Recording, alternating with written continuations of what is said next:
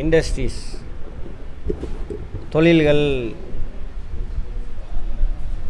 தொழிலகங்கள், தொழில்கள். தொழில்னா என்னென்னு பார்த்தோம்? தொழில் எக்கனாமிக்ஸ் பார்த்தவங்க சொல்லணுமே.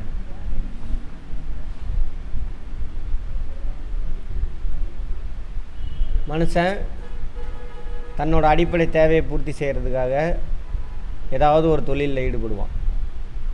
தொழில்னா என்ன சார் அப்படின்னா, ஒரு பண்டம் அல்லது பணி, ரெண்டில் ஏதாவது ஒன்று உற்பத்தி பண்ணி கொடுப்பான். வார்த்தையில் சரியாகவே யாருமே யூஸ் பண்ணுறதே இல்லை. பண்டம், பணி. எக்கனாமிக்ஸில் படிச்சுருப்போம் பாருங்கள், எல்லா சப்ஜெக்ட்டும் கவர் ஆகும். ஜாகிரஃபிக்கில் பாருங்கள், ஃபிசிக்ஸ் பார்த்துருப்போம், கெமிஸ்ட்ரி பார்த்துருப்போம், எக்கனாமிக்ஸு எல்லாமே. பாலிட்டிக்ஸ் பேசலாம் ஜாகிரஃபி வச்சு. உக்ரைன் இஸ்ரேல் கதையெல்லாம் பேசணுமா, ஜாகிரஃபியில் தான் பார்த்துருப்போம். பணி அப்படின்னா சேவை அப்படின்னு சொல்லுவாங்க. இன்னொரு வார்த்தை இங்கிலீஷில் வந்து சர்வீஸ். சர்வீஸ்னால் நம்ம சும்மா வேலை செய்கிறதுன்னு நினச்சிக்கிட்டு இருக்கோம், அப்படி கிடையாது. சர்வீஸ்னால் மனித உழைப்பு.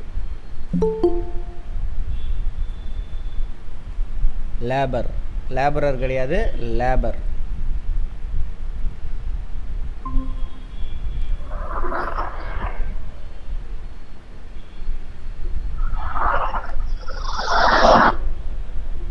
மனிதன் தன்னோட பொருளாதார தேவையை பூர்த்தி செய்கிறதுக்காக ஏதோ ஒரு பண்டத்துக்கு வந்து இங்கிலீஷில் கூட்ஸ்,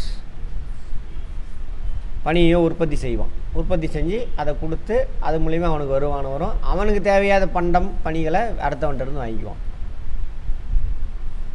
சரியா? பண்ட உற்பத்தி அல்லது பணிகள் உற்பத்தி அல்லது சர்வீஸ் ப்ரொடக்ஷன்.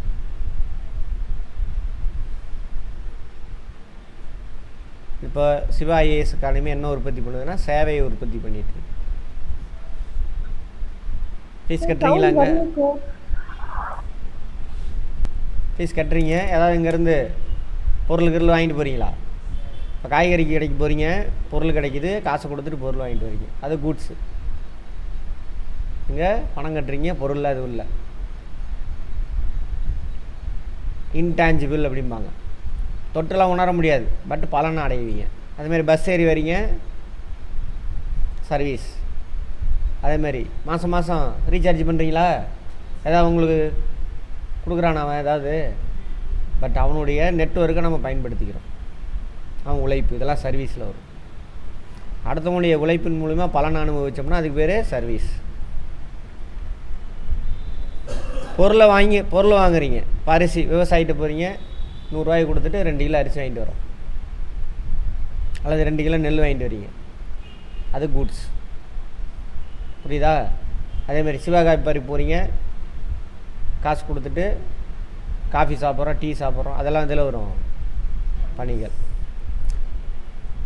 அடுத்தவனுடைய பொருளை நீங்கள் இப்படி சொல்லுங்கள், இந்த ஆங்கிலே சொல்லுவோம். அப்போ தொழில் 2 வகை, ஒன்று கூட்ஸ் ப்ரொடக்ஷன் பண்ணணும் அல்லது சர்வீஸ் ப்ரொடக்ஷன் பண்ணணும். ஒரு மூலப்பொருளை முடிவுற்ற பொருளாக மாற்றி கொடுத்தீங்கன்னா அது வந்து பண்ட உற்பத்தி. சரியா? உங்களோட உழைப்பு மூலிமா அடுத்தவனுக்கு தேவையை பூர்த்தி செஞ்சீங்க அப்படின்னா அதுக்கு பேர் என்னது? சர்வீஸ். சேவை, சர்வீஸஸ், பணி எக்கனாமிக்ஸ்லேயே படிச்சிருப்போம். இந்த அடிப்படையில் தொழில்களை 5 வகையாக பிரிப்பாங்கன்னு பார்த்தோமா? என்னென்ன தொழில்? முதல் நிலை, 2ஆம் நிலை, 3ஆம் நிலை, 4ஆம் நிலை, 5ஆம் நிலை. இதில் பண்டங்களை உற்பத்தி பண்ணுறது யார்? முதல் மற்றும் 2ஆம் நிலை. முதல் நிலை தொழிலில் உற்பத்தி ஆகக்கூடிய பண்டங்கள் முதல் நிலை பண்டங்கள், பிரைமரி கூட்ஸ். 2ஆம் நிலை தொழிலில் உற்பத்தி ஆகக்கூடிய பொருட்கள் செகண்டரி கூட்ஸ். இப்போ கூடை, செல்ஃபோனு எதில் வரும்? சர்வீஸாக கூட்ஸா? Cellphone goods. இந்த நெட்வொர்க் பயன்படுத்துகிறோம்ல, அதுதான் service. Airtel, BSNL, Jio, Vodafone, அவனோட நெட்வொர்க்கை பயன்படுத்துனா அது சர்வீஸ். விவோ, ஓப்போ செல்ஃபோன் வாங்குகிறோம், அவனோட நெட்வொர்க்கை பயன்படுத்தினா இந்த கருவி தேவை. இப்போ ஃபோன்லாம் இதில் வரும் கூட்ஸ். சரி, இதெல்லாம் கூட்ஸ். அதே முதல்நிலை கூட்ஸு, முதல்நிலை தொழிலில் என்னென்ன பொருள் உற்பத்தி செய்வாங்க, என்னென்ன தொழில் அடங்கும்? ஒரே லைனில் சொல்லுங்கள். ஒரே லைனில் இயற்கையிலிருந்து வளங்களை பிரித்து எடுக்கக்கூடிய தொழில்னால் அதில் வரும் முதல்நிலை தொழில். அதில் நீங்கள் சொல்கிறதெல்லாம் வேளாண்மை, ஆடு மேய்க்கிறது, மாடு மேய்க்கிறது, வேட்டையாடுறது, மரம் வெட்டுறது, மீன் பிடிக்கிறது, சுரங்க தொழில், அதெல்லாம் அதில் வரும். இங்கே உள்ள பொருளை இவங்க வாங்கிக்குவாங்க, இரண்டாம் நிலை தொழில் வாங்க. இப்போ விவசாயத்துலேருந்து பருத்தி வருது, பருத்தியை துணியாக மாற்றுறது இரண்டாம் நிலை தொழில். விவசாயத்துலேருந்து மரம் வருது, மரத்தை ஃபர்னிச்சராக மாற்றுறது இரண்டாம் நிலை தொழில். சரியா? மினரல் இதெல்லாம் முதல்நிலை தொழிலேருந்து கிடைக்கிது. அதை சோப்பாக மாற்றுறது, பாக்கெட் ஐட்டம் திங்கிறால சிப்ஸு கிப்ஸ் எல்லாம், அது எல்லாமே இதில் வரும் இரண்டாம் நிலை தொழில். பேகு, செருப்பு எல்லாமே இதில் வரும், தயாரிக்கிறதெல்லாம் இரண்டாம் நிலை தொழில். ஓகேவா? ரைட். அடுத்தது மூன்றாம் நிலை. இது 3 சர்வீஸ், உழைப்பு, வியாபாரம், ஒருத்தண்ட பொருளை வாங்கிட்டு வந்து விற்கிறது, ட்ரேடு இங்கிலீஷில், இன்சூரன்ஸு, பேங்க்கு. சரியா? அவங்க எல்லாமே மூன்றாம் நிலை தொழில். ஸ்பெஷல் ஸ்கில் எதுவும் தேவையில்லை. பிபிஓலாம் இருக்குல்ல, அதெல்லாம் இதில் வரும். BPO, business process outsourcing, இதில் வரும் மூன்றாம் நிலை தொழில். உழைப்பு கொடுப்பீங்க. அடுத்து நாலாம் நிலை தொழில், ஸ்பெஷல் ஸ்கில் வேணும். டாக்டரு, வாத்தியார், லாயரு, ஸ்பெஷல் ஸ்கில் இருந்தால் தான் அந்த வேலையை செய்ய முடியும். இன்ஜினியரு, அதில் இதில் வருவான் நான்காம் நிலை. அதிலே ரொம்ப நாள் ஒர்க் பண்ணிட்டு இருப்பான், எக்ஸ்பர்ட் ஆயிரும். அதான் அஞ்சாம் நிலை தொழில். அப்போ இது 3 என்னது? உழைப்பு, சர்வீஸ், சர்வீஸ் செக்டார் அப்படிம்பாங்க. இந்த டேர்ம்லாம் யூஸ் பண்ணுறாங்க, யூஸ் பண்ணுவாங்க, பேப்பரில் வந்துக்கிட்டே இருக்குது. ஏதாவது வாட்சிட்டு போகிறோம், அதெல்லாம் தெரியாமல் அந்த மாதிரி உருவாக்கிட்டானுங்க நம்மளை. எவன் புரிஞ்சிக்கக்கூடாது, அப்போ தானே கேள்வி கேட்போம். அப்புறம் எவன் நல்லவன் கேட்டவன் உண்மை தெரிஞ்சு போயிடும். ஏன்னா இந்த பத்திரிகை ஊடகங்கள்லாம் சேர்ந்துட்டு கெட்டவனை நல்லவனாக ப்ரொஜெக்ட் பண்ணாக்கா நல்லவனாகவே மாறிடுறான். நல்லவனை கெட்டவனாக ப்ரொஜெக்ட் பண்ணால் கெட்டவனாக மாறும். ஏன்னா அவன் என்ன சொல்கிறானோ அதை நம்பிக்கிட்டு இருக்கும். சரியா? அந்த மாதிரி இருக்கக்கூடாது, மாறணும், புரிஞ்சு படிக்கணும். படிப்புனா புரிஞ்சுக்கிறது தான், நம்ம புரிஞ்சிக்க தான் போகிறோம். அதேமாதிரி எப்படி எக்ஸாம் பாயிண்ட் ஆஃப் வியூவில் கொஸ்டின் கேட்பாங்க, எல்லாத்தையுமே பார்ப்போம்.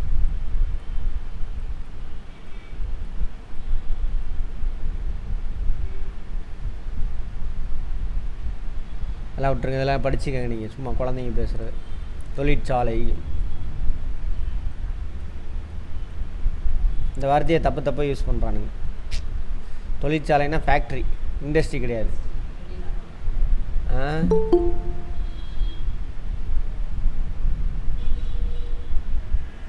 தொழில்துறை தான் இண்டஸ்ட்ரி.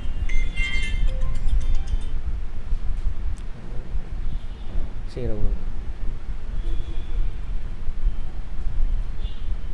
தொழிற்சாலைனா ஃபேக்ட்ரின்னு அர்த்தம். தப்பு, அது இந்த வார்த்தையை தப்பு. தொழில்கள் எப்படி சொல்லலாம், தொழில்துறை அந்த மாதிரி யூஸ் பண்ணலாம். இண்டஸ்ட்ரின்னு வச்சுக்கோங்க. இப்போது சுகர் இண்டஸ்ட்ரி ஆஃப் தமிழ்நாடும்பாங்க. தமிழ்நாட்டில் இருக்கக்கூடிய எல்லா சர்க்கரை உற்பத்தி செய்ய ஆலைகளுக்குள்ள அவங்க எல்லாம் அதில் அடங்கிடுவாங்க. ஃபேக்ட்ரி, தொழிற்சாலை அப்படின்னாக்கா அந்த ஒரு சர்க்கரை ஆலை மட்டும் இருக்குது. இப்போ மோகனூர் சர்க்கரை ஆலை அப்படின்ட்டு சர்க்கரை ஆலை தான் தொழிற்சாலை.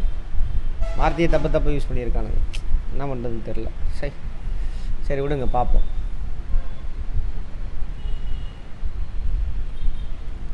மூலப்பொருட்களை இயந்திரங்கள் மூலம், இது தப்பாக டெஃபினிஷன் எல்லாமே தப்புங்க. பல்வேறு மூலப்பொருட்களை நேரடியாக மனிதன் நுகர்வு செய்ய இயலாது. அதை இரண்டாம் நிலை தொழிலை பற்றி பேசுகிறாங்க. பருத்தி அப்படியே யூஸ் பண்ண முடியாது, என்னமா மாற்றணும், நூலாக மாற்றணும். கரும்பு அப்படியே யூஸ் பண்ண முடியாது, என்னவா மாற்றணும், சர்க்கரையாக மாற்றணும். ஓகேவா? உருளைக்கிழங்கு சிப்ஸாக மாற்றி கொடுக்குறது, அது மாதிரி மூலப்பொருளை நுகர்வு பொருளாக மாற்ற வேண்டிய அவசியமாகிறது. மூலப்பொருளை ஒரு வடிவத்திலிருந்து நுகர்வு வகையில் மற்றொரு மாற்றுவது இரண்டாம் நிலை தொழிலோட வேலை. ஆக்சுவலாக இது டெஃபினிஷனே தப்பு. இது பாருங்கள், இரண்டாம் நிலைத்துறை தொழிற்சாலைகள் பொருளாதார நாடுக்கு இரண்டாம் நிலை தொழில். அறிவியல் மற்றும் தொழில்நுட்பத்தின் மேம்பாடு மனிதனுக்கு மூலப்பொருளை பயன்படும் பொருளாக உருவாக்க உதவுகிறது. அறிவியல் மற்றும் தொழில்நுட்பத்தினுடைய மேம்பாடு. அறிவியலை கண்டுபிடிச்சான், அதை வச்சு தொழில்நுட்பத்தை உருவாக்குறான். இப்போ உருளைக்கிழங்கு கொண்டு போய் நம்ம என்ன பண்ணோம், கையில் கழுவி தோலெல்லாம் சீவிட்டு அப்புறம் சின்ன சின்னதாக கட் பண்ணி சீவிட்டு அதை எண்ணெயில் போட்டு எடுத்து மிளகாத்தூள் கலக்கணும். இவ்வளோ பெரிய ப்ராசஸ் அவன் வீட்டில் செஞ்சுக்கிட்டு இருந்தோம். இப்போ என்ன பண்ணிட்டான், டன் கணக்கில் வாங்கிட்டு போவான், ஒரு இடத்துல கொட்டுவான், ஒரு இயந்திரம் கழுவும், அப்படியே அடுத்த இயந்திரத்துக்கு போவோம், தேவையில்லாதெல்லாம் தூக்கிடும், அடுத்த இயந்திரத்துக்கு போவோம், தோலெல்லாம் செய்வோம், அடுத்த இயந்திரத்துக்கு போவோம், சின்ன சின்னதாக கட் பண்ணும், அடுத்த இயந்திரத்துக்கு போவோம், என்ன பண்ணுவோம், அப்படியே ப்ராசஸ் நடந்து. நேஷ்னல் ஜியாகிரஃபிலாம் பார்ப்பீங்க. கடைசியில் அங்கே பேக்கெட் ஆகி வரும், அங்கே ஒருத்தர் நின்று எடுத்து வைப்பான். அதை தான் சொல்கிறாங்க, மனிதனுக்கு மூலப்பொருளை பயன்படும் பொருளாக உருவாக்க உதவுது. உருளைக்கிழங்கு மூலப்பொருள், பயன்படும் பொருள் சிப்ஸு. அது மாதிரி நான் சொன்ன எக்ஸாம்பிள். இது மாதிரி எல்லா தொழிலும் அப்படி தான் நடக்குது. இரும்பு ஏகப்பட்ட ஸ்பேர் பார்ட்ஸாக தயாராகி காராக மாறும். தொழில்நுட்பம் தான் காரணம். தொழில்நுட்பத்தை எப்படி உருவாக்க முடியும்? அறிவியல் கண்டுபிடிப்பினால தான் தொழில்நுட்பம். ஃபிசிக்ஸ் கெமிஸ்ட்ரிலாம் புரிஞ்சு வச்சுருந்தா தான் அதை வச்சு தான் அந்த இயந்திரம்லாம் தயாரிக்கிறாங்க. சரியா? ரைட். பொருளாதார வலிமை எப்பொழுதும் உற்பத்தி தொழிற்சாலை வளர்ச்சியில் அடையப்படுகிறது. உலக அளவில் உள்ள எந்த ஒரு நாட்டின் பொருளாதார வளர்ச்சியும் தொழிலகங்களின் வளர்ச்சியை அடிப்படையாக கொண்டு மேம்பாடு அடைகிறது. சரி, பார்ப்போம். தப்பாக பேசியிருக்கானுங்க.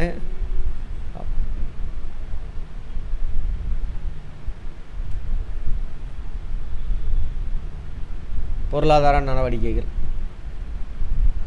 முதல் நிலை பொருளாதாரம் கச்சா பருத்தி உற்பத்தி. இரண்டாம் நிலை பொருளாதாரம் நூற்பாலைகள்.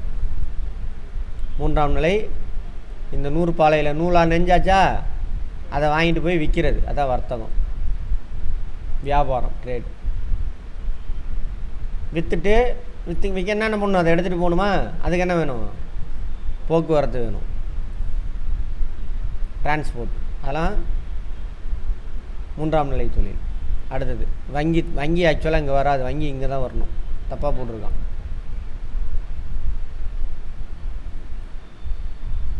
வேறு டீச்சரு, லாயரு,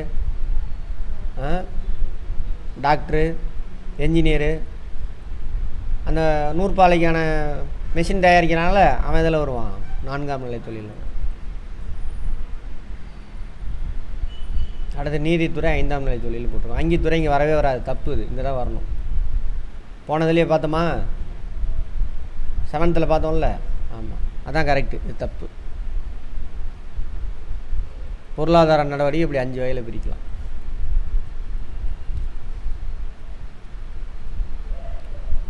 முதன்மை மற்றும் முதல்நிலை பொருளாதார நடவடிக்கை பழங்காலம் முதலே நடக்குது.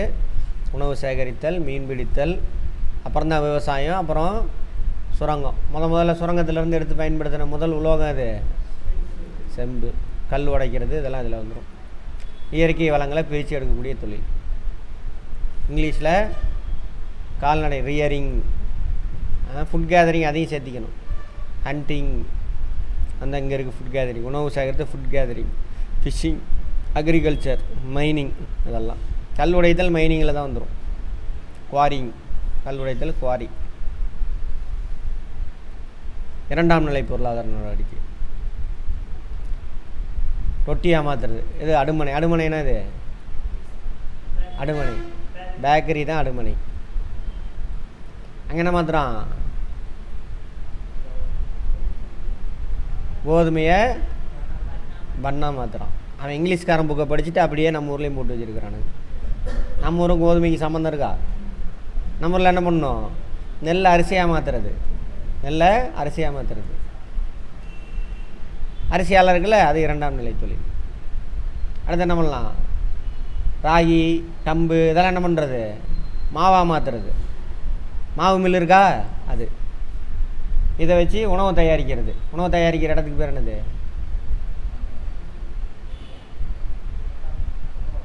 உணவகம். Very good. ஹோட்டல். அரிசி என்ன பண்ணுறான், சோறா மாற்றி தரான். காஃபி பாரு, டீ பாரு, இதெல்லாம் இதில் வரும். மெய்யலங்க பாருன்னு சிரிக்கிறாரு. சரி, அடுத்தது உலோகங்கள் நெகிழிகளை முறைப்படுத்தி வாகனங்களாக மாற்றுறது. இதெல்லாம் இதில் வரும். 2ஆம் நிலை சொல்லி உள்ளீடு ரா மெட்டீரியல், துணியாக மாற்றுறது, முடிவுற்ற பொருளை வெளியில் வரும் அப்படின்னு போட்டிருக்காங்க. இப்போ 2ஆம் நிலை தொழிலில் முக்கியமான வேலை என்னது? மூலப்பொருளை முடிவுற்ற பொருளாக மாற்ற. தயவு செஞ்சு எக்ஸாம் பாயிண்ட் ஆஃப் வியூவில் பார்க்காதீங்க, எல்லாத்தையும் புரிஞ்சுக்கங்க. இதில் உள்ள எதை வேணாலும் அந்த கொஸ்டின் பேப்பர் செட் பண்ணுற ப்ரொஃபஸரு செட் பண்ணி கொடுப்பார். அவர் செட் பண்ணி கொடுக்குறதுல அங்கே போர்டு இருக்கும், அதில் பிக் பண்ணுவாங்க, இந்தந்த கொஸ்டின் வைக்கலாம் அப்படின்னு இருப்பாங்க. அப்போ எது வேணாலும் வரலாம். அதனால் புக்கு எல்லாத்தையும் புரிஞ்சு வச்சுக்கோங்க, சுற்றியில் நடக்கிறத புரிஞ்சு வச்சுக்கோங்க. அப்புறம் கொஸ்டின் கேட்டதுக்கப்புறம் தான் நான் படிப்பேன்னா கஷ்டம். எவனையுமே படிச்சிருக்க மாட்டான். அந்த இதில் ஃபிசிக்ஸில் தானே எந்தெந்த கலர் சேர்ந்தால் எந்த கலர் வரும் போன தடவை கேட்டுட்டான். அப்புறம் உட்காந்து படிப்பானுங்க. ஆனால் நம்ம சும்மா கிளாஸ்லேயே எடுப்போங்க. அதாங்க கேட்டுருந்தான். ஒழுங்காக நான் சொல்கிறத ஃபாலோ பண்ணியிருந்தீங்கன்னா அந்த மார்க் வந்துருக்கும் உங்களுக்கு. இல்லை இது கேட்க மாட்டாங்க, அதுக்கு கேட்க மாட்டாங்கன்னு ஒதுக்குனீங்கன்னா அப்புறம் நீ பட்டு தான் திருந்தணும். சரியா? ரைட்.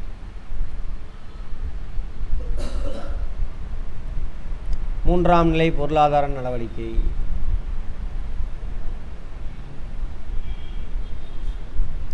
என்ன பண்ணுறாங்க? சேவைகளை அளிக்கிறது. சேவை உழைப்பு பார்த்தோம் இல்லையா?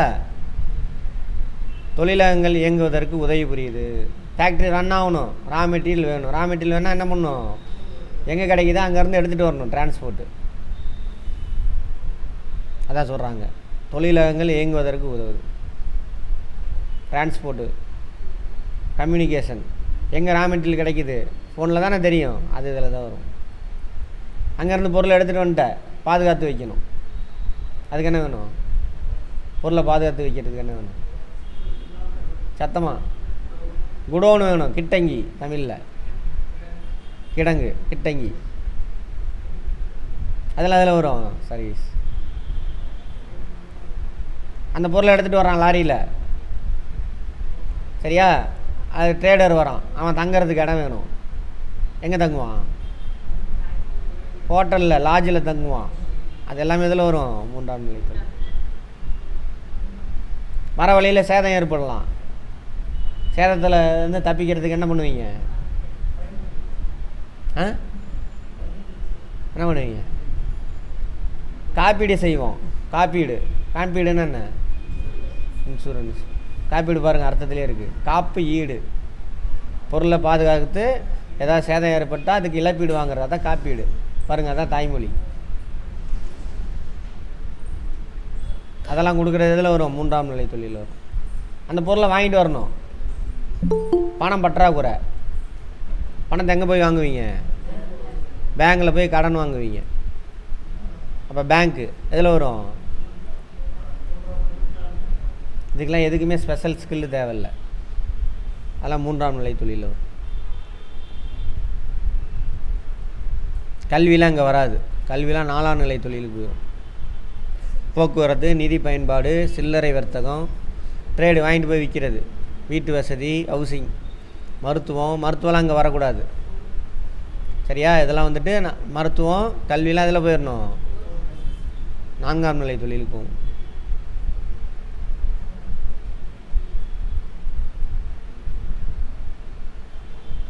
நான்காம் நிலை தொழில்.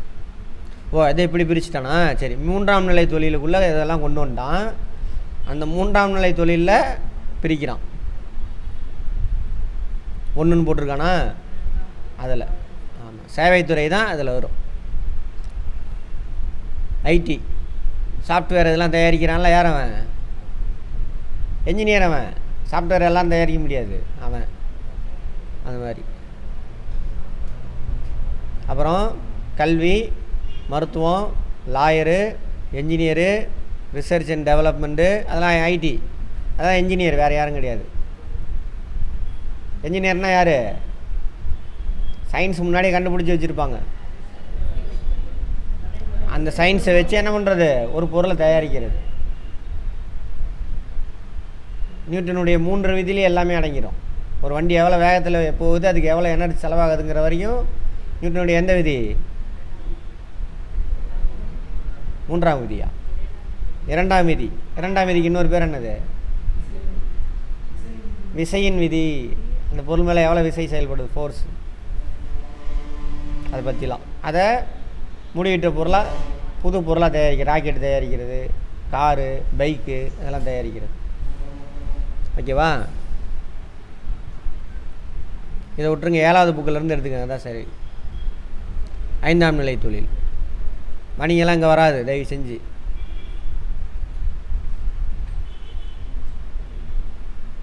ரைட். அங்கே உயர்மட்ட அளவில் இப்போ இருக்கான்ல கன்சல்டன்ட்டு, ஷேர் மார்க்கெட்டு கன்சல்டன்ட்லாம் வருவான், உட்காந்து டிவியில் பேட்டி கொடுப்பான், இந்த ஷேரை வாங்காதீங்க. இந்த மாதிரி எல்லா துறையிலையும் எக்ஸ்பர்ட் ஆகிருப்பான், ரொம்ப நாளாக வேலை செஞ்சு. அவன் தான் இதில் வருவான், 5ஆம் நிலை தொழில். இவனுக்கு தான் வருமானம் இருக்கிறதுலே அதிகம். கல்வி, அதாவது சுகாதாரம், பல்கலைக்கழகம், அறிவியல், தொழில்நுட்பம், உயர்மற்ற அதிகாரிகள்.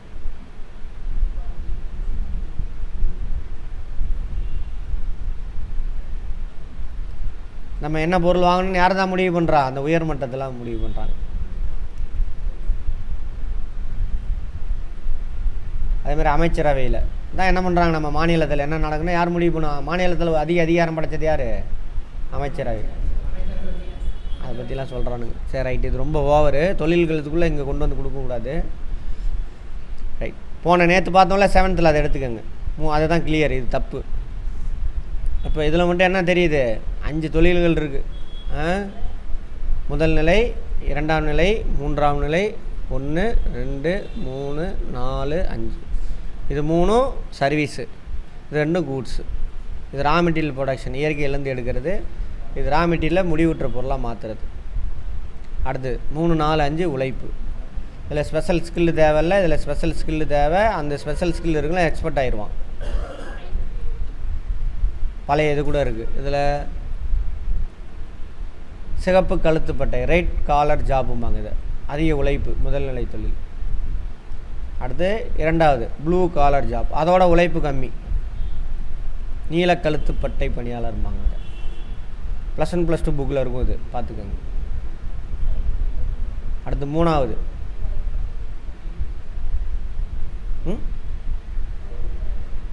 இல்லை 3வது ஒயிட் கிடையாது, வெளிர் நில கழுத்துப்பட்டை, வெளிர் சிகப்பு, பிங்க் காலர் ஜாப். உழைப்பு தான் வேணும், லாரி ஓட்டுறது கொஞ்சம் உழைப்பு அதிகம்தான், பிங்க் காலர் ஜாப். அடுத்து 4வது இவன் தான் வெளிர் கழுத்துப்பட்டை, டாக்டரு, இன்ஜினியரு, டீச்சர். வெள்ளை சட்டை போட்டு போகலாம், அழுகாகாது, எதுவும் ஆகாது, அதனால் அப்படி வச்சுக்கோங்க. அடுத்து இவன் 1 மணி நேரத்துக்கு பார்த்தீங்கன்னா தெரியும், ஜெயலலிதாவுக்கு ட்ரீட்மெண்ட் பார்த்த டாக்டருக்கு 1 மணி நேரத்துக்கு 1 கோடி ரூபாயாம்மா. பார்த்தீங்களா? 1 கோடி ரூபா. லாயருக்கு அதுமாரி பெரிய எக்ஸ்பர்ட் இருப்பான், ரொம்ப பயங்கரமான பெரிய லாயர் இருப்பான். அவனுக்குலாம் 1 மணி நேரத்துக்கு இந்த மாதிரி 1 லட்சம், 2 லட்சம், 10 லட்சம், 50 லட்சம், அப்படி தான் இருக்கும். 1 மணி நேரம் வந்து சும்மா ஒரு அட்டன் பண்ணிட்டு போனோன்னா போதும், குறைஞ்சது 1 லட்சம். எக்ஸ்பர்ட்டு, சின்ன லாயர்லாம் விட்டுருங்க, அவன் இதில் வருவான். அப்போ என்ன பண்ணலாம், அவன் தங்கத்திலே சட்டை போட்டுக்கலாம். அதனால் நம்ம தங்க கழுத்துப்பட்ட யார்? 5ஆம் நிலை தொழிலாளர். இது ஒயிட் காலர் ஜாப். இது டாக்டரு, வாத்தியார், இவங்களாம். இல்லை வருமானம் யாருக்கு இருக்குல்லே அதிகம்? இதுக்கு தான் வருமானம் அதிகம். மூளை உழைப்பு அதிகம், ஸ்கில் இருக்கும் அதிகமாக அவனுக்கு. அவனோட வருமானம் கொஞ்சம் கம்மி. 2வது இவனுக்கு வெள்ளை கழுத்துப்பட்டை, அவனோட வருமானம் இவனுக்கு கம்மி, பட் உடல் உழைப்பு அதிகம். இப்படி வச்சுக்கலாம். மூளை உழைப்பு அதிகமாக உடல் உழைப்புன்னா குறைஞ்சிரும். அதிக உடல் உழைப்பு யார்? இவன் தான். விவசாயம் முதல் நிலை தொழில் இருக்குல்ல, அதிகமான உடல் வருமானம் கம்மி, கூலி வேலை தான் பார்ப்பாங்க இவங்கெல்லாம். அதனால தான் நம்ம அப்பா அம்மாலாம், அவங்க அப்பா அம்மாலாம் அப்படியாவது போய் ஏதாவது ஒரு ஸ்கில்லை கற்றுக்கிட்டு இப்படி அடுத்த லெவலுக்கு போமா, அறிவுள்ள பொருள் தொழிலுக்கு போ, அங்கே வருமானம் வரும் அப்படின்னு அனுப்பி வைக்கிறாங்க. ஆனால் அங்கே போய் நம்மளை என்ன பண்ணிடுறானுங்க இவனுங்க, அவங்க அப்பா அம்மாவுக்குள்ள அறிவு கூட மழுங்கடிச்சிட்றானுங்க நம்மளை. ஏதோ இங்கிலீஷு அவன் சொல்கிறத டைப் பண்ண தெரியுற மாதிரி ஒரு ஜந்துக்கெல்லாம் உருவாக்கி அனுப்புகிறானுங்க இந்தியாவில். அது தமிழ்நாடு தான். ஆமாம் தானே? இன்ஜினியரிங் முடிச்சுட்டு தானே வேலைக்கு போகிறோம். சிவில் இன்ஜினியரிங் முடிச்சுட்டு பிபிஓ டைப்பிங்க்கு வேலைக்கு போகிறோம். அது பிபிஓ, அது சும்மா டுபாகூர். மார்க்கெட்டிங் பிபிஓ மார்க்கெட்டிங் தானே அது. அமெரிக்கா இதெல்லாம் ப்ராசஸ்லாம் என்னது? இங்கேருந்து எங்கள் இன்சூரன்ஸ் எடுத்துக்கிறீங்களா, இந்த ப்ராடக்ட் இருக்குது, உங்கள் ப்ராடக்ட் தீரப்போகுது, இதை வாங்கிக்கோங்க. அது ஃபோனில் எல்லாமே ஆன்லைன் மார்க்கெட்டிங் தாங்க. மார்க்கெட்டிங் இது. மார்க்கெட்டிங் எதில் வரும்? 3ஆம் நிலை தொழில். சரியா? அந்த மாதிரி. சரி, ரைட். ஆனால் இதுதான் உண்மையாக நடக்க வேண்டியது. அது நடக்கலை. நடக்கணும். நடந்துச்சுன்னா நம்ம ஊரில் என்ன பண்ணுவீங்க? புது ப்ராடக்ட்லாம் தயாரிப்போம். நம்ம உலகத்தில் உயர்ந்த நாடாக மாறுவோம். இப்போ நம்மளை என்னவா உருவாக்கியிருக்கானுங்க? இங்கிலீஷை கற்றுக் கொடுத்து கார்பரேட் கம்பெனிக்கு அடிமையாக வேலை செய்யக்கூடிய ஒரு அடிமைகளாக உருவாக்கி வச்சுருக்கான். தாய்மொழியில் புரிஞ்சு படிச்சிருந்தா நம்ம ஜப்பான் கூட போட்டி போடலாம். ஜப்பான் என்ன சார் அவ்வளோ பெரிய நாடா? குட்டியூண்டு நாடு அது. என்ன அவ்வளோ பெரிய நாடு? ஏன்?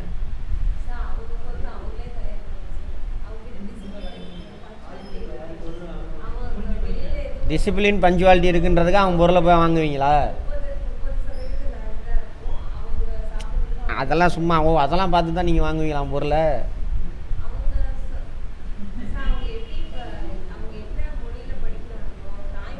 நீங்கள் மெயின் பாயிண்டை விட்டுட்டு அதுக்கான காரணத்தெல்லாம் சொல்கிறீங்க. ஒரு பொருளை நீங்கள் போய் வாங்குறீங்கனாக்கா எப்போ போய் வாங்குவீங்க அந்த பொருள்? நம்ம டுபாகூர் இண்டியன்ஸ் இப்போ ரேட்டு பார்ப்போம். சரியா? குவாலிட்டி, அதேமாதிரி குவாலிட்டி அடுத்த லெவல். இன்றைக்கி இந்த பொருள் போயிட்டுருக்குன்னா அடுத்த லெவல் ப்ராடக்டாக அவன் தயாரிச்சிருவான். Advanced technology.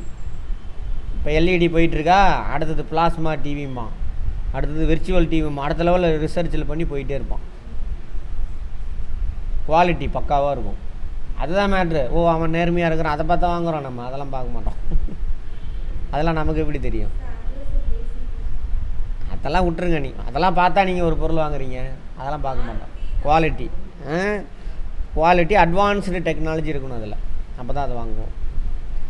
அப்போ அவனோட போட்டி போட்டு இன்னும் நம்ம எங்கேயோ போயிருக்கணும். இன்றைக்கும் ஜப்பானோட ப்ராடக்ட் ரேட் அதிகம், குவாலிட்டியாக இருக்கும். சரியா? ரைட். ஏன்னா அவன் தாய்மொழியில் படிக்கிறான், புரிஞ்சு படிக்கிறான், இந்த வேலையை கரெக்டாக செய்கிறான். அப்புறம் தான் நீங்கள் சொல்கிறதெல்லாம் அது மாதிரி போயிருப்போம். கெடுத்து விட்டானுங்க. சரி, ரைட். அடுத்தது தொழிலக அமைவிட காரணிகள். ஒரு தொழிற்சாலை ஒரு இடத்துல அமையணும் அப்படின்னாக்கா யார் யாரெல்லாம் காரணம்? தொழிற்சாலைன்னு என்னது? இப்போ ஒரு டீ கடை, அது ஒரு தொழிற்சாலை தானே. ஒரு பேக்கரி நம்ம ஊருக்கு தேவையில்லை, பரவாயில்ல, எல்லாம் சேர்ந்து பொந்தெல்லாம் வந்துருச்சு பேக்கரி. சரி, கம்மங்கூழ் கடை வைக்கலாம், மோர் விற்கிற கடை இருக்கலாம், அதெல்லாம் நல்லது. நம்ம ஊரில் அதெல்லாம் காலி ஆயிடுச்சு. பேக்கரி தெருவாக வந்துருச்சு. சரி, சாப்பிட்டுவிட்டு அப்புறம் கழிவுலாம் வெளியேறல, ஆகி போகலன்னு சொல்லிட்டு அதுக்கு மாத்திரை தின்னுட்டுருக்காங்க எல்லோரும் உட்காந்து. என்ன பண்ணுறது? நான் ஃபைபர் கண்டென்ட் கம்மி அதில் மைதா ஐட்டத்தில் எல்லாத்துலேயுமே. கோதுமை சாப்பிட்லாம், அது கூட நம்ம ஊரில் சாப்பிடக்கூடாது. கோதுமையே நம்ம கிளைமேட்டில் அது விளையலை, அதை தின்னுபிட்டு உக்காந்துட்ருக்கோம். சரி சரி, அதெல்லாம் அப்புறம் பேசிக்குவோம். ஏன்னா உண்மையை சொன்னால் நிறைய பேத்துக்கு பிடிக்காது. ஆமாம். தொழிற்சாலை அமைவிடங்கள் இயற்கையில் சிக்கலானவை. கிடைக்கக்கூடிய பல காரணிகள் தீர்மானிக்கப்படுகிறது. தொழிற்சாலை ஒரு இடத்துல அமையணும்னா அதுக்கான காரணங்கள்: மூலப்பொருள் கிடைக்கணும், நிலம் இருக்கணும், நிலத்தோட அமைப்பு, தண்ணி வசதி இருக்கணும், அதுக்கு தேவையான தொழிலாளர்கள் கிடைக்கணும், முதல்ல மூலதனம் வேணும். நம்ம சிஎம் போய் என்ன பண்ணுறாரு? நம்ம ஊரில் தொழிற்சாலை அமைக்கிறதுக்கு எங்கே போய் கெஞ்சிக்கிட்டு இருக்கிறாரு? வெளிநாட்டில் வாங்கடான்னு. ஏன்? ஒன்று மூலதனம் இல்லை, ரெண்டாவது அட்வான்ஸ்டு டெக்னாலஜி இல்லை. அட்வான்ஸ் டெக்னாலஜி எப்போ உருவாகும்? என்ஜினியர்லாம் ஒழுங்காக அவன் வேலையை செஞ்சானா உருவாகும். நம்ம போய் என்ன பண்ணுறோம்? இன்ஜினியரிங் காலேஜில் அந்த இங்கிலீஷ் 10 வார்த்தையை மனப்பாடுமே அங்கே வாந்தி எடுத்துகிட்டு இங்கே வந்துடுறோம். ட்ரிபிள் இ முடிச்ச வந்துட்டு எலக்ட்ரிசிட்டினா என்னென்னு கேட்டாக்கு தெரில. எலக்ட்ரிசிட்டினா எலக்ட்ரிசிட்டி அப்படின்றான். தமிழ் மீடியம் படித்தாங்க, சார் எலக்ட்ரிசிட்டினா மின்சாரம் சார்ன்றான். ஃப்ளோ ஆஃப் எலக்ட்ரான்னு சொல்ல தெரியல. 100ல் 3 பேர் சொல்கிறான், மிஞ்சி போனால் 10 பேர் சொல்லுவான். 90 பேர் என்ன இல்லை எலக்ட்ரிசிட்டினா என்னன்னு தெரில. Triple E முடிச்சிருக்கான். எலக்ட்ரானிக்ஸ் இல்லைன்னா அங்கே ட்ரிபிள் இக்கு வேலையே கிடையாது. சரியா? சரி, அப்படி தான் இருக்கிறோம் நம்ம. அதனால தான் வெளிநாட்டில் போய் கஞ்சிக்கிட்டு இருக்கோம். நம்மளே புதுசாக என்ஜினியர்ஸ் புது பொருளை ஏதாவது அட்வான்ஸ்டு பொருளை தயாரித்து பேட்டன் ரைட் வாங்கிடுங்க. அடுத்து என்ன ஆகும்? இன்வெஸ்ட்மெண்ட் பண்ணால் முதலீடு திரட்டி அந்த தொழிற்சாலை நம்மளே ஆரம்பிக்கலாம். அப்போ நம்ம ஊரில் புது தொழிற்சாலை உருவாகும். அந்த வருமானம் யாருக்கு போகும்? அந்த ஓனர் இருக்கான்ல, ஆனால் நம்ம என்ன எலான் மஸ்கா, அவன் அந்த தொழிற்சாலை வருமானத்தில் அவன் அடைகிற மாதிரி இவன் எங்கே சம்பாதிக்கலாம். இது மூலிமா நம்மளாம் நம்ம ஊரில் ஆயிரக்கணக்கான பேத்துக்கு வேலை கொடுக்கலாம் தொழிற்சாலையில். சரி, அப்புறம் ஆற்றல் வளம், எனர்ஜி இருக்கணும், மின்சார வசதி, அந்த வசதியெல்லாம் இருக்கணும், போக்குவரத்து வசதி இருக்கணும், சந்தை விற்கிறதுக்கு இடம் இருக்கணும். இதெல்லாம் ஒரு தொழிற்சாலை அந்த எந்த இடத்துல அமையணுங்கிறத தீர்மானிக்கக்கூடிய காரணி. அதை மேஜராக ரெண்டாக பிரிக்காங்க. ஜாகிரபிக்கல் ஃபேக்டர்ஸ், நான் ஜாகிரபிக்கல் ஃபேக்டர். புவியியல் காரணிகள், புவியியல் அல்லாத காரணிகள். புவியியல் காரணிகள் மூலப்பொருள், ஆற்றல், மனித சக்தி, போக்குவரத்து, சேமிப்பு கிடங்கு, நிலத்தோற்றம், காலநிலை. காலநிலை கூட அவங்க ஃபேக்ட்ரியை தீர்மானிக்குமா சார்? ஆமாம். இப்போது தீப்பெட்டி தொழிற்சாலை, பிரிண்டிங் ப்ரெஸ், இதெல்லாம் எங்கே இருக்குது? தமிழ்நாட்டில் அதிகமாக. ஏன்? அது எந்த மாவட்டத்தில் இருக்குது? எந்த மாவட்டம்? விருதுநகர் மாவட்டம். தூத்துக்குடி, விருதுநகர்லாம் இருக்குல்ல, பக்கத்தில் இருக்கும், பார்த்துருப்போம். தூத்துக்குடி, ராமநாதபுரம், விருதுநகர்லாம் மழை பொழிவு இருக்காது. என்ன காரணம்? அது ட்ரையான ஏரியா. அதில் ஸ்ரீலங்காவில் மழை கொட்டிடுது. அப்போ வளிமண்டலத்தில் ஈரப்பதம் கம்மியாக இருக்கும். ஈரப்பதம் கம்மியாக இல்லைன்னா என்ன ஆகும்? அந்த பட்டாசு, தீக்குச்சிலாம் என்ன பண்ணும்? வளிமண்டலத்தில் ஈரப்பதத்தை உறிஞ்சிக்கிட்டு நமத்து போயிடும், பத்தாது. அதனால தான் அந்த ஏரியாவில் இருக்குது. அப்போ கிளைமேட்டு தான் தீர்மானிக்கும் அந்த மாதிரி. அப்புறம் நீர்வளம், எல்லா தொழிற்சாலைக்கும் நீர்வளம் ரொம்ப ரொம்ப முக்கியம். இதை அப்புறம் பேசிக்குவோம். இதை வாங்க. மூலப்பொருள், ரா மெட்டீரியல். ரா மெட்டீரியல் கிடைச்சா தான் அந்த தொழிற்சாலையை நம்ம ஆரம்பிக்க முடியும். ஒரு சில தொழிற்சாலைகள், அதாவது இப்படி வச்சுக்கோங்க, இப்போ கரும்பு எடுத்துக்கோங்க. கரும்பு கிடைக்கக்கூடிய இடத்துல தான் சர்க்கரை ஆலை இருக்கும். ஏன் சார் அப்படின்னு பார்ப்போம். இப்போ நாமக்கல் இந்த ஏரியாவில் தான் சர்க்கரை ஆலை அதிகம். ஏன்னா அங்கே கரும்பு அதிகமாக விளையுது. ஏன் சார் அப்படின்னா, ஒரு டன் கரும்பு எடுத்து நம்ம உலையில் போட்டிங்க அப்படின்னாக்கா அதை அரைச்சி பாகு, அந்த தண்ணி எடுத்து சாறு எடுத்து அப்போ பாகாக காய்ச்சி சர்க்கரையாக மாற்றினோம்னாக்கா 100 கிலோ சர்க்கரை கிடைக்கும். எவ்வளோவில்? 90% வேஸ்டேஜ். பெரும்பாலும் வேஸ்டேஜ் ஆயிடுச்சு. ஃபினிஷ்டு ப்ராடக்ட் எப்படி? ரொம்ப கம்மி. இப்போ சேலத்துக்கு தேவையான சர்க்கரை 100 கிலோ தேவை. அங்கேருந்து ஒரு டன் எடுத்துகிட்டு வந்து இங்கே அரைச்சி இங்கே சர்க்கரையாக மாற்றி இங்கேயே கொடுப்போமா? ஏன்? டிரான்ஸ்போர்ட் தண்டத்துக்கு எவ்வளவு? 900 கிலோமீட்டர், 900 கிலோகிராமுக்கு டிரான்ஸ்போர்ட் காஸ்ட்டு வேஸ்ட். ஸோ அந்த மாதிரி ரா மெட்டீரியலில் சிறிய பகுதி தான் முடிவுற்ற பொருளாக வருது அப்படின்னாக்கா அந்த மாதிரியான தொழிற்சாலைகளை எங்கே உருவாக்குவாங்க? மூலப்பொருள் எங்கே கிடைக்குதோ அந்த இடத்துலையே அமைச்சு வேஸ்டேஜெலாம் அங்கேயே தூக்கி போட்டு ஃபினிஷ்டு ப்ராடக்ட் மட்டும் எடுத்துகிட்டு வருவாங்க. அதே மாதிரி தான் இரும்பு எக்கு தொழிற்சாலையும். இரும்பு ஓர் இருக்குல்ல, அதை எடுப்பாங்க. அதை இரும்பு உருக்கி எடுக்கணும். 1 டன்னு இரும்பு உருக்கணும்னா 10 டன்னு நிலக்கரியை போடணும் அதில். ஆனால் கிடைக்கிறது எவ்வளோ சார்னா ஒரு 900, 800 அந்த இரும்போட தரத்தை பொறுத்து 600 கிலோ தான் கிடைக்கும். 11 டன்னு போட்டால் 600 கிலோ தான் நமக்கு இரும்பு கிடைக்கும். ஸோ அந்த மாதிரி தொழிற்சாலை எங்கே வைப்பாங்க? ஒன்று நிலக்கரி அதிகமாக கிடைக்கிற இடத்துல, அல்லது இரும்புக்கு அதிகமாக. இது ரெண்டு அதிகமாக கிடைக்கக்கூடிய இடம் சோட்டா நாகப்பூர் பீடபூமி. அங்கே தான் அதிக தொழிற்சாலை. பார்த்தோமா எங்கே இருக்குன்னு? இந்தியாவோட தக்கான பீடபூமி, தீபகற்ப பீடபூமி, அது வடகிழக்கு பகுதி, பெனின்சுலார் பிளாட்டியூ. அங்கே பாருங்கள், அதிக அளவு மூலப்பொருள் மற்றும் எடை இழக்கும் பொருட்களை நீண்ட தூரத்துக்கு கொண்டு செல்ல முடியாது. எனவே இரும்பு அதிக அளவு மூலப்பொருளில் எடை இழக்கணும். இப்போ பார்த்தது சர்க்கரை தொழில்கள் இரும்பு தாது மற்றும் கரும்பு கிடைக்கும் இடத்திலேயே அருகிலேயே அமைஞ்சிருக்கும். சேலத்தில் இரும்பு காலியானது, இரும்பு தாது கிடைக்கும், கஞ்சமலைக்கு அருகிலே இருக்குது. ஆனால் இரும்பு தாதெல்லாம் நம்ம வெட்டி எடுக்கல, நிறுத்தியாச்சு. இப்போ என்ன பண்ணுறாங்கனாக்கா ஸ்டெயினில் எஸ்எஸ் உருவாக்குறாங்க. அங்கே இரும்பு அங்கேருந்து வட மாநிலத்தில் வந்துடும், அதை கலவையாக மாற்றி ஸ்டெயின்லெஸ் ஸ்டீல் உருவாக்க என்னென்ன கலக்கணும்? அதில் மேங்கனீஸும் கார்பன் கொஞ்சம் இருக்கிறது. அந்த வேலையை தான் நடக்குது இங்கே. சர்க்கரை தொழிற்சாலை கரும்பு விளையும் இடங்களுக்கு அருகிலே இருக்கும். இந்த மாதிரியான தொழிற்சாலைகள் என்னென்னு சொல்லுவாங்கன்னா மூலப்பொருள் சார்ந்த தொழிற்சாலைம்பாங்க. மூலப்பொருள் எங்கே கிடைக்குதோ அங்கே தான் அந்த தொழிற்சாலை நிறுவாங்க. ரா மெட்டீரியல் பேஸ்டு இண்டஸ்ட்ரி இங்கிலீஷில்.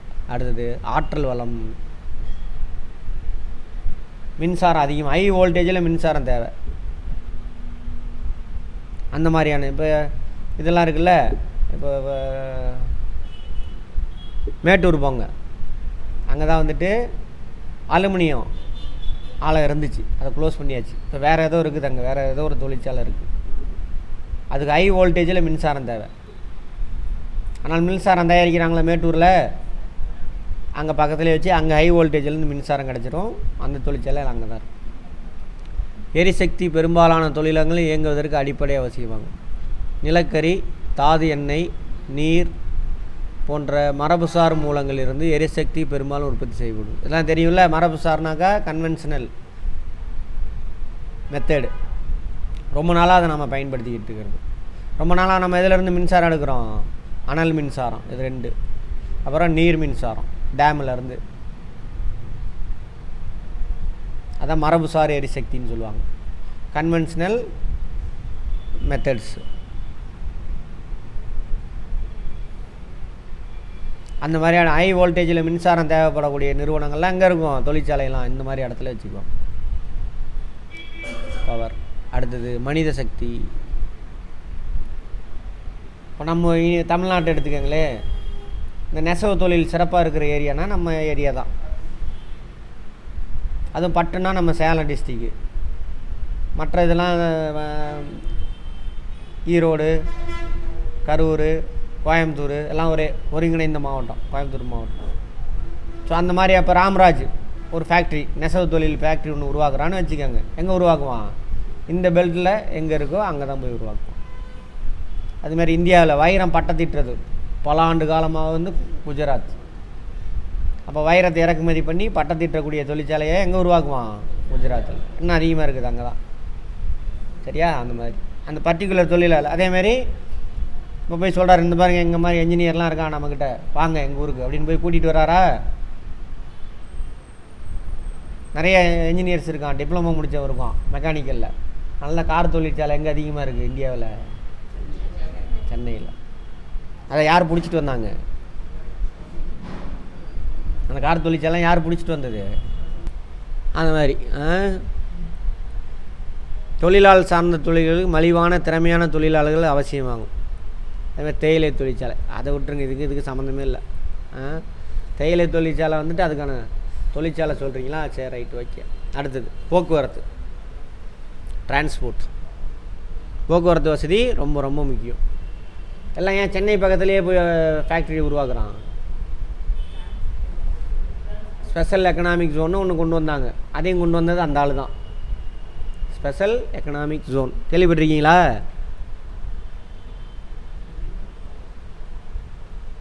SEZ சீனா மாடலை வச்சு 99லேருந்து 2004 வரைக்கும் அவர் தான் வர்த்தகத்துறை அமைச்சர்.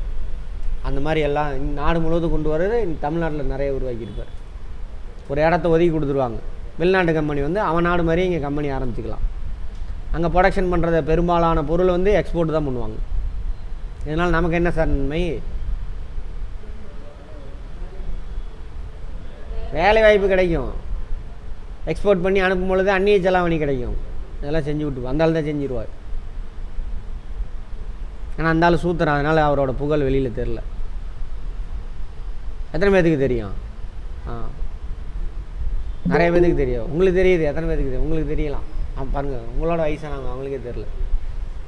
ஏன்னா சூத்திரம் அவன். ஆமாம். இப்போ கார் தொழிற்சாலையெல்லாம் சென்னைக்கிட்டே வருது.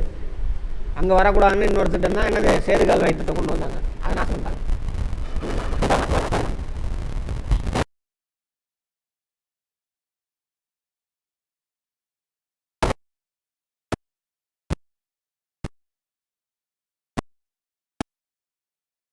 புரட்சி நல்லா நடக்கிறதுக்கு எடுத்து விட்டுறது. சரி எடுத்து போய் பாருங்க, நல்லா இருக்கும்.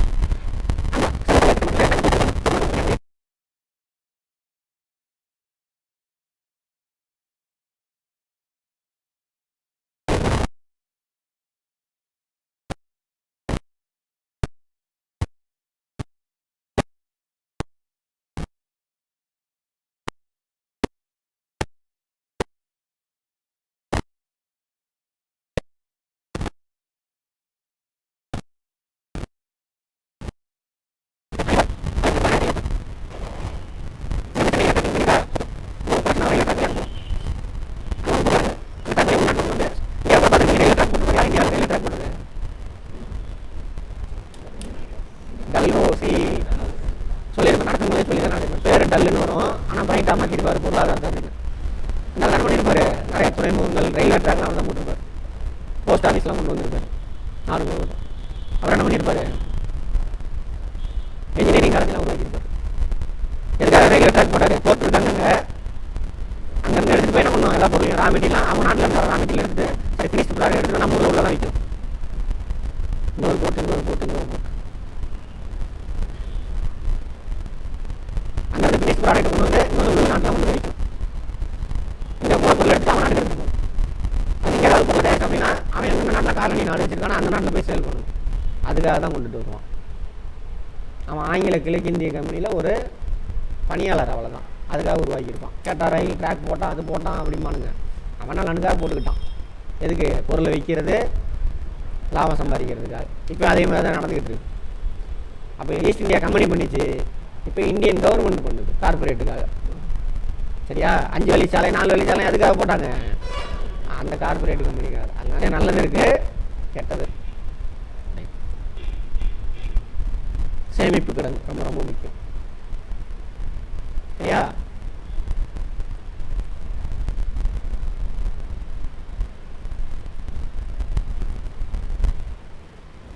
இப்போ உற்பத்தி செஞ்ச பொருள் ஒரு ஃபேக்டரி இருக்கு, உற்பத்தி செஞ்சுட்டான். உற்பத்தி செஞ்ச பொருள் வருஷம் சேல் பண்ணணும். ஒரு 3-4 மாதம் உற்பத்தி பண்ணணும். அது வரைக்கும் சேமிச்சு அதுக்கு என்ன வேணும், சேமிப்பு கிடங்கு இருக்கும். அந்த மாதிரி சேமிப்பு கிடங்கு இருக்கிற இடத்துல அந்த மாதிரி ஃபேக்டரி பச்சாஸ் தயாரிக்கிறது, உள்ள தயாரிக்கிறது என்ன பண்ணுவோம், கோல்டு ஸ்டோரேஜ் ஃபெசிலிட்டி எங்கேயாவது 4 பக்கம் ஃபேக்டரி வந்துட்டோம். போட்டு கேரளாவில் அதிகம் தொழிற்சாலை இருக்கும். ஏன் வெட்ட மாட்டான், அது மாட்டான், தொழிற்சாலாம் இருக்குது. அதாவது மலைப்பிரதேசம், சமவெளியில் தான் பெரிய ஃபேக்டரி கட்ட முடியும். மலைப்பிரதேசத்தில் கட்ட முடியுமா, அதுதான் காரணம். சரியா, அதனால நான் வேற தெரியலாம் நடந்துக்கிறோம். காலநிலை கிளைமேட்டை பற்றி முன்னாடி தெரியாது. அதே மாதிரி இந்த நெசவு நெய்கிறாங்கல்ல, அதுக்கு ஈரப்பதமான காலநிலை வேணும். தீப்பெட்டி, பெயிண்டிங்கு, பட்டாசுக்கெல்லாம் ட்ரை, வெப்ப வேற ஈரப்பத வேலைன்னு பல டைம் சொல்லிட்டேன். நீங்கள் திரும்ப கன்ஃபியூஸ் பண்ணிக்கிட்டீங்க. வெப்பம் வேற ஈரப்பதம் வேற, தூக்கி போட்டு வேற வேற ரெண்டும் பல டைம் பேசியது. ஈரப்பதம்னா அதில் எவ்வளோ H2O மாலிகள் இருக்கா தான் ஈரப்பதம். புரிஞ்சுதா, இப்போ போய் பாருங்க, டெல்லியிலலாம் வெயிலே இருக்காது, துணியை காய போட்டிங்கன்னா உடனே காஞ்சிடும். ஏன், ஈரப்பதம் இல்லை. அங்கே தொழிற்சாலை வைக்கலாம், தப்பு கிடையாது. இப்போ இந்த டைமில் டெல்லியில் என்ன பண்ணலாம், தீப்பெட்டி தொழிற்சாலைலாம் ரன் பண்ணலாம். புரியுதா, நீங்கள் கன்ஃபியூஸ் பண்ணிக்காதீங்க. இப்போ தான் சொல்கிறேன், ஈரப்பதம் திரும்ப மழை பெய்யாதுன்னு சொன்னாங்க. ஈரப்பதம் இல்லாத காலநிலை தீப்பெட்டி தொழிற்சாலை இருக்கலாம். அதே நெசவு தொழிலுக்கு ஈரப்பதத்தோட காலநிலை இருக்கும். ஏன்னா ஈரப்பதம் இல்லை, வளிமண்டலத்தில் தான் நூறு தண்ணி போடுவாங்க, உடனே ட்ரையே, அப்போ நூறு என்ன ஆகும், அங்கே போயிடும். தூக்குன்றீங்களா, நூலை இதில் நினச்சிட்டு இருக்கீங்க, எதுக்காக, இல்லை நான்கு போயிடும் பயிர். இப்போ நெசவு தொழிலில் அந்த ஈரப்பதத்தோடு தான் என்ன பண்ணுவாங்க, நூலெல்லாம் ப்ராசஸ் நடக்கும். வளிமண்டலத்தில் ஈரப்பதம் இல்லைன்னா நூலில் உள்ள ஈரப்பதெல்லாம் ஒரு நூல் என்ன பண்ண அடிக்கடி அந்த சின்ன சின்ன விஷயம் எல்லாம் சாதாரண விஷயம். அப்போ கிளைமேட் தான் தீர்மானிக்குது, அதான் சொல்கிறாங்க.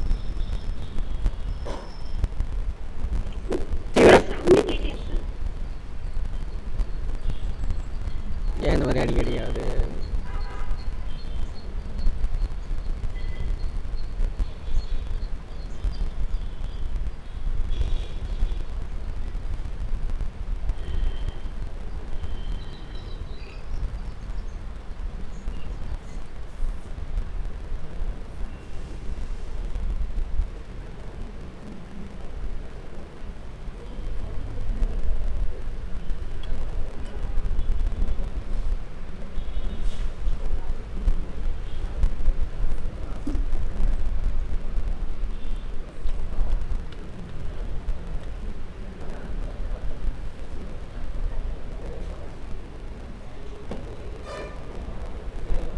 சிந்தனை இவ்வளோ விஷயம் யோசிக்கணும். நம்ம சிந்தனையை மேலோட்டமாக வச்சுருக்கிறானுங்க, அவ்வளோதான். இவ்வளோ விஷயம் கண்டுபிடிச்சி வச்சுருக்கானுங்க, அதெல்லாம் நம்ம யூஸ் பண்ணுறதே இல்லை. மேலோட்டமாக என்னது, ஏதாவது போகிறான் 4 இங்கிலீஷ் கற்றுக்கிட்டோமா, வார்த்தையை வந்தோமா, ஏதோ ஒரு நேர்மையாக இருக்கிறவன் நேர்மையாக ஏதோ ஒரு வேலைக்கு போயிட்டு சம்பாதிப்பான், குடும்பத்தை ரன் பண்ணுவான், அவ்வளோதான், செத்து போயிடுவான். அப்படி இல்லைன்னா வரான் ஏதோ ஒன்று கோல்மால் பண்ணி பணத்தை சம்பாதிச்சுமா, பணம் இருக்கா, பணத்தை வச்சுட்டு ஈரப்பத காலநிலை சிறந்தது. சார் குறை கேக்குதுங்க சார். இல்லையா? சரி, நெட்வொர்க் தான் பிரச்சனை. டிஜிட்டல் இந்தியா தெளிவா வாய்ஸ் வருது.